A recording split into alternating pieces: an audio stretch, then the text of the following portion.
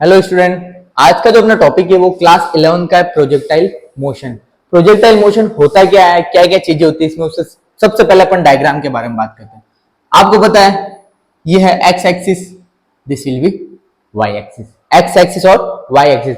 अगर अपन किसी भी ऑब्जेक्ट को क्या करते हैं, थ्रो करते हैं, कोई भी ऑब्जेक्ट को फेंकना, किसी भी ऑब्जेक्ट को थ्रो करना वर्टिकली, कोई भी ऑब्जेक्ट को ऊपर ऐसे फेंकना, क्या फेंकना ऐसे, अगर मैं इस पेन को फेंकूंगा ऊपर वर्टिकली, किसी भी ऑब्जेक्ट को एक्स एक्सिस के साथ, कौन सा एक्सिस है ये, एक्स एक्सिस के साथ थीटा एंगल बनाते हुए, एक्स एक्सिस के साथ एक पर्टिकुलर एंगल बनाते हुए अपन क्या करें, उसको वर्टिकली थ्रो करें। क्या करें, वर्टिकली थ्रो करें, एक्स एक्सिस के साथ थीटा एंगल बनाते हुए वर्टिकली अगर थ्रो करेंगे तो उसकी कुछ ना कुछ क्या होगी, इनिशियल वेलोसिटी होगी। क्या होगी, इनिशियल वेलोसिटी। तो ये ऑब्जेक्ट कैसे मूव करेगा, जैसे अगर ये पेन है, मैंने इस पेन को ऐसे फेंका तो पेन ऐसे कैसे जाएगा, ऐसे जाएगा।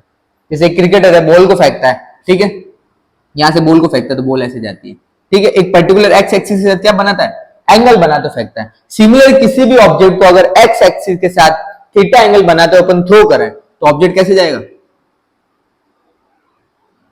ऐसे जाएगा। कैसे जाएगा, ऐसे। तो इस टाइप का जो मोशन है वही क्या कहलाता है, प्रोजेक्टाइल मोशन कहलाता है। क्या कहलाता है, प्रोजेक्टाइल मोशन। कि अगर किसी भी ऑब्जेक्ट को अगर अपन एक्स एक्सिस के साथ थीटा एंगल बनाते हुए वर्टिकली अगर थ्रो करें तब उसका जो मोशन होगा वो क्या कहलाएगा, प्रोजेक्टाइल मोशन कहलाएगा। क्या कहलाएगा, प्रोजेक्टाइल मोशन। अब इसमें तीन चार चीजें होती है।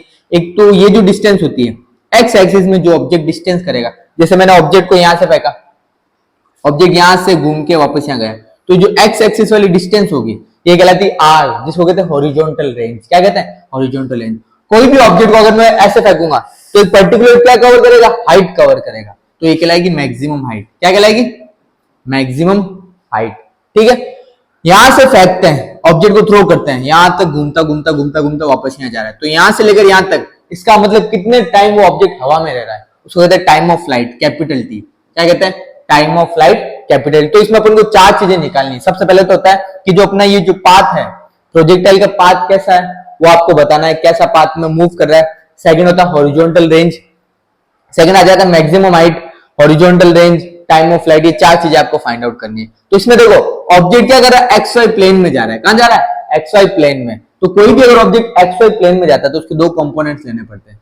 ये हो जाएगा यू एक्स कॉम्पोनेंट, ये हो जाएगा u y component. Horizontal component u x, vertical component u y. तो यू एक्स की जो वैल्यू होती है, एक्स एक्सिस में जो कंपोनेंट लेते हैं वो लेते हैं हमेशा यू कॉस ऑफ थीटा। क्या लेते हैं, यू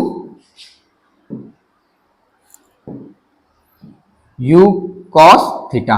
और यू वाई की जो वैल्यू आएगी वो आएगी you sine theta. Horizontal component कौन सा होगा, you cos theta. Vertical component कौन सा होगा, यू साइन थीटा। अभी ऑब्जेक्ट अगर एस टाइप में मूव करेगा तो इसके एक्सीलरेशन भी आएंगे। क्या आएगा, एक्सीलरेशन भी आएगा। तो अगर अपन एक्सीलरेशन के अगर कंपोनेंट्स लेते हैं, ए एक्स और ए वाई, ए वाई का मतलब ऊपर की साइड जाना है। कैसे जाना, वर्टिकली जाना है। तो वर्टिकली जाएगा against the gravity, a is equal to minus g, और एक्स एक्सिस में जाएगा तो जीरो हो जाएगा। क्या हो जाएगा, जीरो हो जाएगा। चार चीजें याद रखनी है, ठीक है। अब सबसे पहले इसमें जो अपन को चीज फाइंड आउट करनी है वो आपको करनी है path of projectile, path of projectile या ट्रेजेक्टरी इक्वेशन। देखो कैसे फाइंड आउट करते हैं। आपको पता है second equation of motion, s बराबर u t plus half a t square. S बराबर u t plus half a t square. इसमें अपन क्या करते हैं, इसमें दो एक्सिस में ले लेते हैं। अपन क्या करते हैं, पहले एक्स एक्सिस के अकॉर्डिंग लेते हैं। कौन से एक्सिस के अकॉर्डिंग, एक्स एक्सिस के अकॉर्डिंग। तो एस किस में चेंज हो जाएगा, एक्स में। एस का मतलब क्या, डिस्टेंस। अगर एक्स एक्सिस में जा रहा है तो डिस्टेंस क्या हो जाएगी, एक्स। यू क्या हो जाएगा, एक्स एक्सिस के लिए ये हो जाएगा u x, u x t plus half a के लिए क्या हो जाएगा, a x t square. Value रखते हैं x is equal to u x की वैल्यू क्या, देखो यू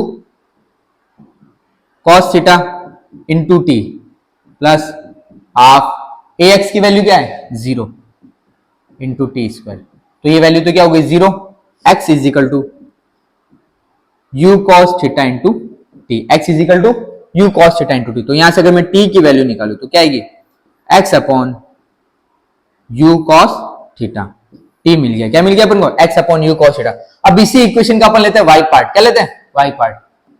देखो अगर वाई डायरेक्शन में लेते हैं, पहले कौन सी डायरेक्शन में लिया था, एक्स डायरेक्शन में रहता है। अब अपन लेते हैं वाई डायरेक्शन में, तो वाई डायरेक्शन में एक्स, एस किस में कन्वर्ट हो जाएगा, वाई में, यू किस में कन्वर्ट हो जाएगा, यू वाई में, u y t plus half a y t square. इधर देखो किस में कन्वर्ट हो जाएगा, एस एक्स में u x t plus half x t square, तो वाई बराबर u y t plus half a y t square. U y की वैल्यू क्या है, u sine theta, a y की value minus of g, value रख दो, y बराबर u sine theta into t plus a y की value minus of G T square. आपको पता है टी की वैल्यू क्या है, टी की वैल्यू देखो x upon u cos theta, ये वैल्यू इधर पुट करते हैं, तो देखो टी यहां भी है यहां पर भी है, रखो वाई बराबर u sine theta into u sine theta into x upon u cos theta plus minus minus का g by two t square, t की जगह अगर मैं वैल्यू रखूंगा तो हो जाएगा x square upon u square cos square theta, पूरे का क्या हो गया स्क्वायर हो गया, यू से यू कैंसिल, तो y बराबर क्या बचा, साइन अपॉन कॉस x, ये बच गया साइन अपॉन कॉस, क्या बन गया tan थीटा, माइनस का g x square upon two u square cos square theta. जब इस इक्वेशन को अपन कंपैरिजन करें तो ये बन रहा है देखो ए एक्स माइनस ए डैश एक्स स्क्वायर, ये ए की एक्स की जगह एक्स, ए की जगह tan थीटा, ए डैश की जगह पूरा काम कर रहा है, तो ये इक्वेशन कहलाती है पैराबोला की इक्वेशन। क्या कहलाती, पैराबोला की। तो इसका जो पाथ होगा कैसा होगा, पैराबोलिक होगा। कैसा होगा, पैराबोलिक या पैराबोला। इसका मतलब क्वेश्चन भी ऐसे बनता है कि प्रूफ करोगे the path of projectile is parabolic. तो अगर ये इक्वेशन को बैलेंस कर रहा है या इस इक्वेशन को प्रूफ कर रहा है तो इसका जो पाथ होगा कैसा हो जाएगा, पैराबोलिक पाथ हो जाएगा। कैसा हो जाएगा, पैराबोलिक। तो अपन को देखो कि क्या क्या चीजें निकालनी है। सबसे पहले अपन ने निकाला इसका पाथ ऑफ प्रोजेक्टाइल, ठीक है। अब सेकंड निकालते हैं मैक्सिमम हाइट। क्या निकालते हैं, मैक्सिमम हाइट। देखो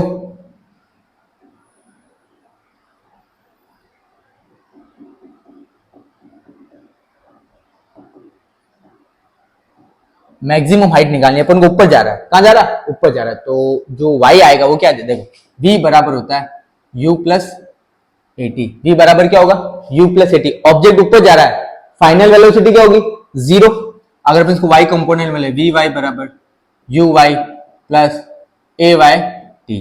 वी वाई तो क्या हो जाएगा, जीरो। यू वाई क्या होता है, u sign theta. A y की वैल्यू क्या होती है, माइनस ऑफ जी। सारी वैल्यू यहां पुट कर दो, वी वाई की जगह जीरो, यू वाई की जगह you sine theta minus G T. G T इधर आएगा तो प्लस का जी टी बराबर यू साइन थीटा। तो टी बराबर क्या बता रहा है, यू साइन थीटा अपॉन जी। अब यहाँ पे क्या है, स्मॉल टी आया। क्या है, स्मॉल टी।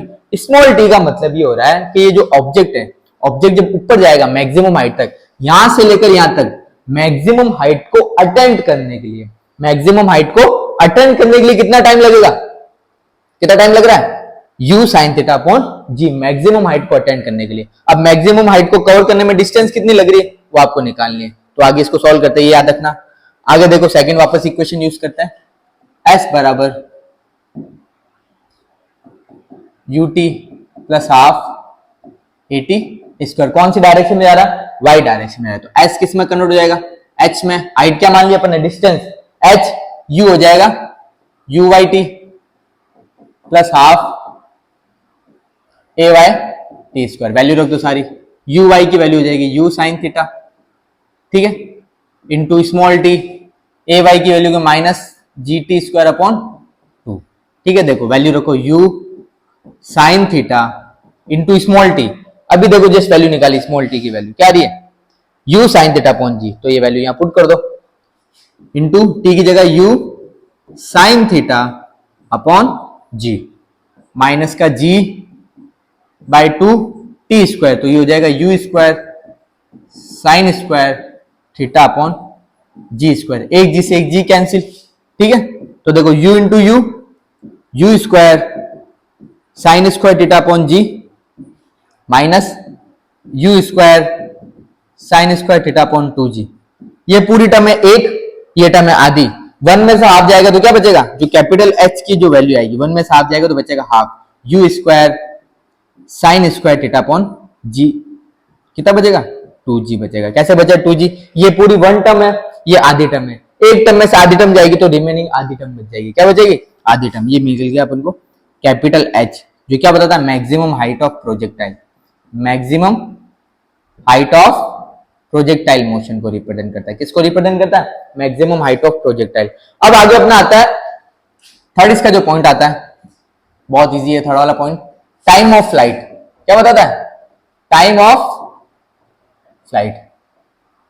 देखो टाइम ऑफ फ्लाइट का मतलब क्या है कि जैसे ये ऑब्जेक्ट है, यहां से ऑब्जेक्ट गया, वापस यहां तक आने में कितना टाइम लगा रहा है, तो जितना ऊपर पहुंचने में टाइम लगाएगा स्मॉल टी, यहां से जितना पहुंचने में टाइम लगाएगा उतना ही वापस नीचे उतरने में भी टाइम लगेगा। तो अगर मैं बोल दूं कि टोटल टाइम ऑफ फ्लाइट कितना रहा है? Capital T.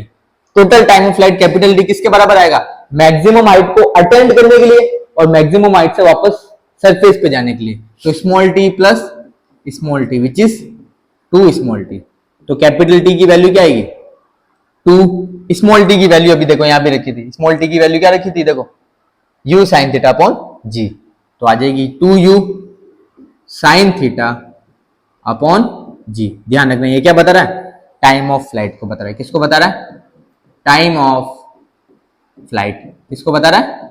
Time of flight. इसका मतलब ये ऑब्जेक्ट कितने टाइम हवा में रहेगा, कितने टाइम फ्लाइट करेगा, वो है टाइम ऑफ फ्लाइट। अपन ने पढ़ा path of projectile, maximum height और टाइम ऑफ फ्लाइट। लास्ट बच रहा है हॉरिजॉन्टल रेंज। क्या बच रहा है? Horizontal range. उसको भी पढ़ लेते हैं।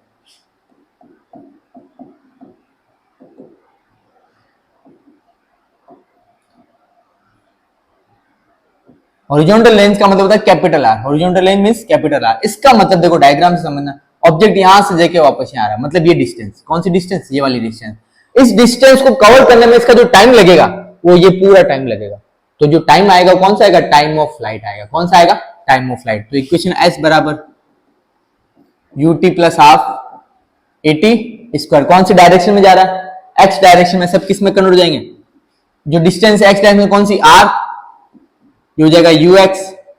अब यू टाइम आएगा कौन सा आएगा? कैपिटल टी, क्योंकि पूरा कंप्लीट टाइम लग रहा है, time of flight. Plus half a की वैल्यू हो जाएगी a x t square. Value रख दो। यू एक्स की वैल्यू क्या होगी?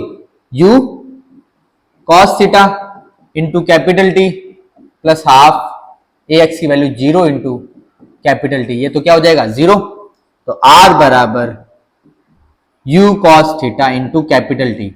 अब कैपिटल टी की वैल्यू अभी जस्ट पीछे निकालिए, u cos थीटा इंटू ये देखो कैपिटल टी की वैल्यू है 2u sin theta upon g। तो वैल्यू यहां रख दो,